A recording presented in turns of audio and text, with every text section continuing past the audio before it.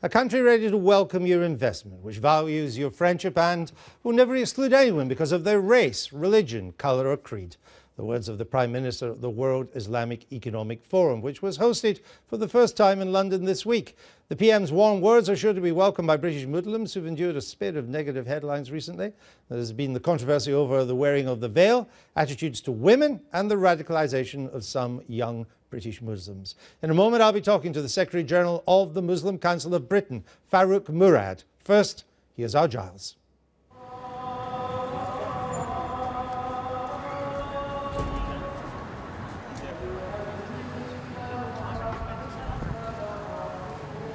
The call to Friday prayers at the East London Mosque, which has strong links with the Muslim Council of Britain, one of the more vocal groups amongst British Muslims. Despite the fact that it frequently happens, it's neither helpful nor accurate to describe the British Muslim community. There are so many sects, traditions, cultures, nationalities even, that it's more accurate to describe the British Muslim communities. But there is one question that's increasingly being put to all of them. Are they doing enough internally to address some challenging issues that stem from being a Muslim in Britain? Are Britain's nearly 3 million Muslims willing to confront radicalisation, attitudes to non-Muslims, to women and to cases of sexual exploitation in a meaningful way? A number of them say no, not nearly enough. I think one thing we've got in common is we're all British.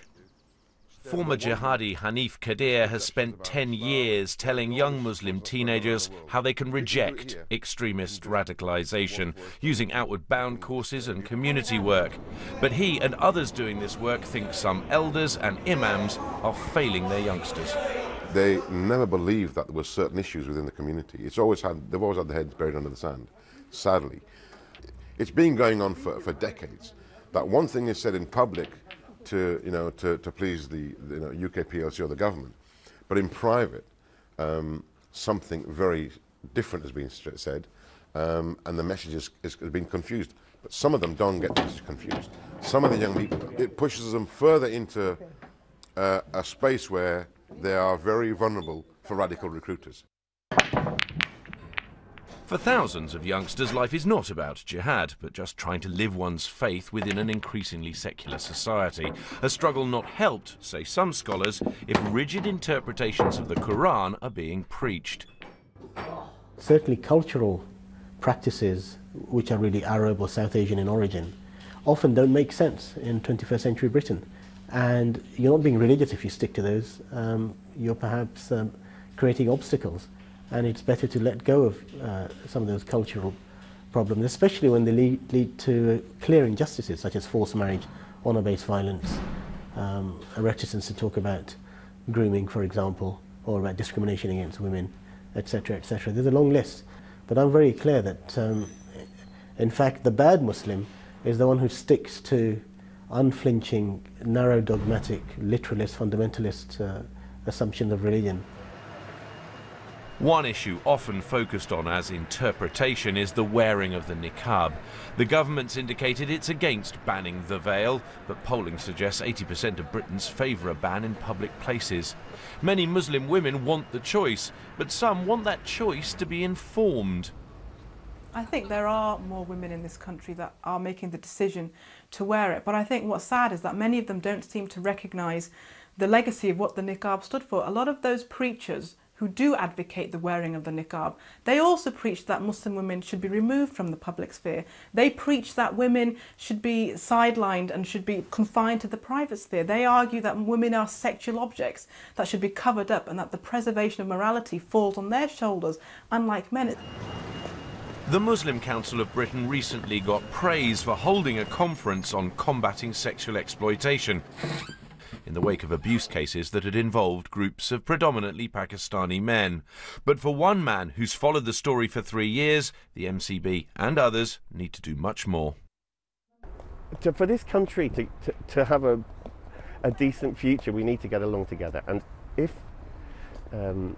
things like attitudes towards the non-Muslim girl, in stark contrast to the obsession with the honour and chastity of the Muslim girl, of your sister, of your daughter, are such that actions that would be unthought of with a Muslim girl become somehow permissible with a white girl, then we were all in trouble. And to some, attitudes to women are not limited to sexual interaction, but the very structures and life in Muslim communities, and indeed the MCB itself. You know, I'd like to say to the MCB, what are you doing about the fact that there are mosques in this country that aren't allowing women in? The fact that there are very few mosques in this country that have women's voices and decision-making abilities on the mosque committees? What are you doing about the fact that there are women in this country, Muslim women, who are experiencing female genital mutilation, that they're experiencing forced marriages, honour-based violence? What are you doing about the fact that there are Muslim women who are getting married and whose marriages are not being registered and who are being left homeless, who are being denied inheritance rights or maintenance rights? What are you doing about the fact that there are Sharia councils in this country that have been found to be discriminating against women? What are you doing about the fact that there are young men in this country who continue to hold very misogynistic views about Muslim women, about their role? What are you doing? And it's not just in terms of words or issuing the odd occasional press release. That's not going to solve this problem of deeply patriarchal communities. That all these issues can be exploited to the point of Islamophobia is undoubted. But many non-Muslims feel unless British Muslim communities do tackle these things openly, a difficult cultural gap will exist between the two. And the Secretary-General of the Muslim Council of Britain, Farooq Murad, joins me now. Welcome to the programme. One visible sign that sets Muslims apart is women covering their faces. Do you accept that the full veil, the niqab and the burqa make it well nigh impossible for the wearer to play a full part in mainstream society? Well, Henry, first of all, there is almost largely consensus that niqab, which is the covering of the face, is not an obligatory requirement. And I understand that, but do you accept that those who do it are cutting themselves off from mainstream society? Some Muslim women, a very small minority, do. And also, whilst wearing niqab, many of them are also working in various walks of life successfully. That's a choice that they make, and they see it as a faith requirement. But as I said, it really is red herring in the sense that it applies to such a small number of Muslim women. Well, but it seems to be a growing number. And for many Muslim preachers, isn't separation precisely the point of the niqab? As Sarah Khan says, that they preach that Muslim women should be removed from the public sphere. No, certainly not. If you look at the Muslim women in the public sphere, we have many very successful role models. Yes, but not the ones who are veiled. Maybe not in the public arena as such, but we do have hijab-wearing women. As I said, Henry, that veil is a practice which is practiced by a very small number of Do you favour it? I personally do not think it's a requirement at all. I understand it's not a requirement, but do you think that women should wear the veil? I think it is wrong to force anyone to wear veil. I didn't ask you that either. I'm just saying, in your opinion, should they wear the veil? It is wrong to force anyone to wear the veil. I'm not saying you want to force them. I'm asking, do you think they should, of their own free choice, should they? If they, in this country, if it's not interfering in a lot of individuals do a lot of things out of their free choice, which I don't approve of, which I don't think it is conducive for, it helps their cause. But I do not have the right to take the choice away from them. That wasn't what I'm still unsure if you think it's a good thing or a bad thing. I mean, are not many Muslim women in this country being encouraged or even forced by Muslim preachers and often their male relations who want to keep Muslim women in their place? As I said, it is wrong for anyone to force any Muslim women to But how would we ever know in a family? How would we know if someone's husband or brother wasn't forcing the woman to wear? Exactly. We don't know what goes on in people's homes and what sort of pressures are applied on people to do all sorts of things, you know. Well, we know what a number of preachers are saying. I want you to look at this picture. It's very popular on Islamic websites up there. And it shows the woman is wearing the niqab, having a straight route to heaven. And the one who isn't, the other Muslim woman dressed in more Western gear, is condemned to hell, the fiery doors. Do you consider that a proper message for young Muslim women? Not at all. I don't consider it. You don't think that should be shown? No, I don't think that's a proper message at all. So any Islamic websites in Britain none of show our that? Muslim Council of Britain is an organisation of 500 affiliates from north to the south across the country, and this is not coming from any of our affiliates. So as I said, those very minority views propagated by individuals here and there should not be used to actually represent Muslim community. That would not have the support of the MCB. That would not have the support of the MCB, clearly. Does the Madani Girls' School in Tar Hamlets have your support? It requires girls as young as 11 to wear a black burqa outside school. It says, quote, it's the desired dress code of a Muslim female. Do you agree with that? As I said, all the schools have their uniform policies, and faith schools in uniform policies Do you agree with that? some of their faith practices. So I'm not sure exactly what the policies, but I said... Well, I've just told you what it is. Do you agree with the Madani Girls' School that young girls as young as 11 should wear a black burqa outside school?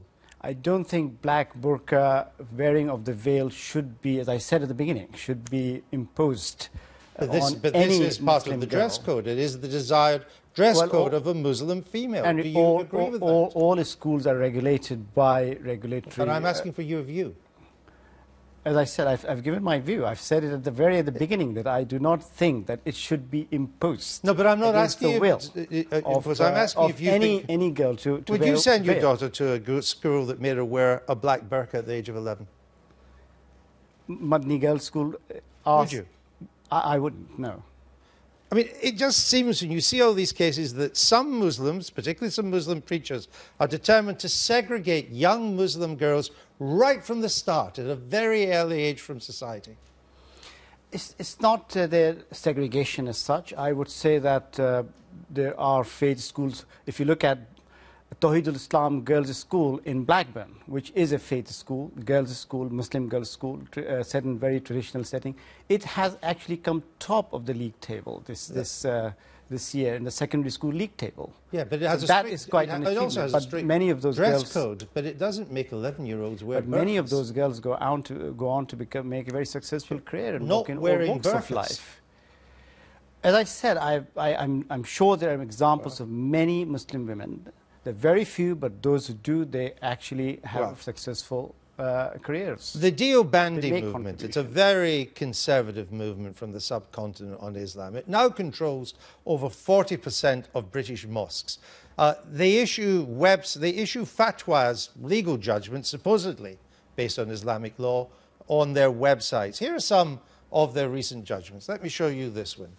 A female is encouraged to remain within the confines of her home as much as possible. She should not come out of the home without need and necessity. What do you say to that? We need to see the whole context of that quote. I mean, in what context that quote has been actually laid out. Well, it's pretty clear. It's saying that women should not be allowed out, that should stay in the home as much as possible.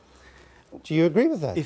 I think the Deobandi school of thought is very much prevails in the city I come from, Leicester, and there are many, many mosques. And I see many, many Muslim women who are walking out. Yep. They are. But this is what the mosque is recommending women do. So again, I don't know the context because practice is quite the contrary. Well, let me show you another one. It is generally impermissible for a woman to travel a distance of more than 48 miles unless accompanied by a male relative, even if the purpose is to attend a religious gathering. Another fatwa from the Deobandi mosque movement. Do you agree with that? Some of these, I think, have been picked out. I don't know the full source of them, but they've been picked out from material which may be dating back to different cultural settings. And in practice, they are not practiced and applied. This is by advice far and being large. given as we speak now. As I said, this may be advice given, but the practice, these are not being practiced because No, but do you agree with that Leicester, advice? No, I don't agree at all. So if you don't, why? And these are from the Deobandi mosques. Yes. If you don't, how come 72 of these mosques are affiliated to your council? But as I said, within those mosques, there may be publications from one of their scholars which may have said this and may have been published. But they have been quite often translated from, said in countries abroad and translated. But this is advice they're giving to young Muslim women now. Advice from mosques that are affiliated to the Muslim Council of Britain. Now, do you ever speak to them about that? Muslim Council of Britain is a very broad-based organisation. We have all different schools of thoughts. We are actually working on lots of common issues on which we work to create a community which positively integrates, which positively contributes. Did you ever speak to them to say, look, this is not appropriate advice for British Muslims? Within personal practices, there may be certain advices or publications available, but people make their choices. So it's okay for mosques affiliated to your organisation to issue fatwas like that? We have been working on standards for our mosques, for our organizations, and many of these things will fall under that scrutiny. And I think we need to create that. Why do only 26% of British mosques have facilities for women? Well, mosque, if you go back to Islamic requirement of prayer, whilst it was obligatory for men to come out and pray in mosque, it was not obligatory because of certain other commitments women have. So when mosque began, very poor community putting up their mosque at the beginning in terraced houses, in mill towns. They could do it now, couldn't they? Yes, many, and as a result. So did you have a policy to encourage them? Of course, yes. Is that on your website? It is our policy to encourage. Is it on your website? It's not on our website. Our practice is that MCB has got a quota of 20% of its national council being to be women, to be female. You see, coming out of this Deobandi movement, there's a kind of conscious stream of superiority and separation between Muslims and non-Muslims, or kuffar as apparently they're known. Look at this quote from Riyad ul-Haq. He's a well-known Deobandi preacher in this country. It is generally impermissible, sorry, it's coming up. We are in a very dangerous position here. He says, we live among the kuffar. We work with them, we associate with them, we mix with them, and we begin to pick up their habits. That's what he wants to stop. That is a scholar's view. I disagree with that. We believe that we live in the society where minority and Muslims present in any society of the world, and Muslims historically have lived as minorities in many, many countries. Muslim, and they went as minority so you would disassociate yourself from that? I would. And the council? The council's practice is completely contradictory. So why do you allow people like that to have mosques that are affiliated to you? People are entitled to be, but mosques which we affiliate, the requirement is for any organization, a mosque to be affiliated, is that they are registered charity, they are bound by Charity Commission's rules and regulations. All right. We only accept those as members who are under the law of this country, are legitimate bodies. But this isn't a matter for law, this is a matter of taste. It's a matter of practice. Which you don't seem to be doing anything about. Let me move on to an even bigger issue. In 2009, the MCB signed the Istanbul Declaration. It advocated attacks on Jewish communities around the world. Do you still support the Istanbul Declaration? No, we never supported Istanbul Declaration, and Muslim Council of Britain never signed Istanbul. One of your leading lights signed it. What a member in his individual capacity signed, who signed his declaration, and he actually in the media mainstream defended his position that he did not, that declaration did not condone. So you've disassociated yourself from it? Yeah, we completely did. So what's wrong with the Istanbul Declaration? I think I'm not sure about Istanbul Declaration because we disassociated on the basis that we did not sign. You disassociated yourself before reading it? No, we did not sign the declaration. So you've not read it? I've read the Istanbul Declaration, but I can't recall completely exactly all the aspects of the declaration. But what I would say is that at the time, within the national newspapers and media, there was a discussion, debate, and the person who signed also highlighted and said that that was not what was meant by the declaration. For how long has the MCB disassociated itself from the Istanbul Declaration? From day one. MCB. Well, it can hardly be from day one. Your representative who went to Istanbul signed it. MCB never signed Istanbul Declaration. All right, well. The East London Mosque, which you personally and the MCB closely associated with. It's also the venue for a number of extremist speakers and speakers who espouse extremist positions. This year, Shakil Beg, he spoke there and he hailed jihad as the greatest of deeds. In 2009, the mosque hosted a video presentation by somebody described by the US security as an al-Qaeda supporter. You had another speaker there who in the past had described Christians and Jews as filth. You've had a jihadist supporter of the Taliban there. Why do you do nothing to stop extremism and extremists like that at this mosque with which you're associated with? We have no truck with extremism or with terrorism. So why don't you stop it? Or any rhetoric which condones or supports violence. So why don't you stop this? We have issued guidelines, and mosque itself is a registered charity which has its own rules and regulations and procedures, but it's a very large mosque where lots of organizations book and come and hold their gatherings. They rent out the facilities, but mosques have done their own. You were prepared to speak alongside a man, Qazi Hussein Hamed, who saluted suicide bombers and said that 9/11 was not Osama, it was a Zionist conspiracy. Why would you share a platform like that? I don't think I share platform, but no, nevertheless, that's different in organizations hold lots of different conferences here. There are many members MCB has. So why did you agree? I do not agree with that particular view.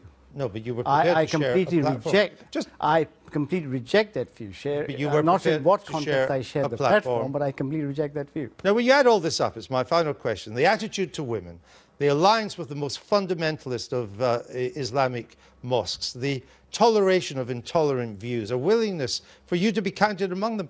Why should anybody of goodwill, either a Muslim or a non-Muslim, regard the MCB as a force for good in our society? MCB is the largest umbrella organization which represents all different organizations which are our affiliates represent a whole cross-section of the Muslim community. I think what you've done is taken snippets of certain individual views. They're not the views of our affiliates, and it will be unfair to represent MCB's view based on those which you have highlighted in this particular program. As far as MCB's views and positions are concerned, and the work that we do is quite clear and is there on our website. They're all associated with you, but we have to leave it there. Farooq Murad, thank you. It's just gone.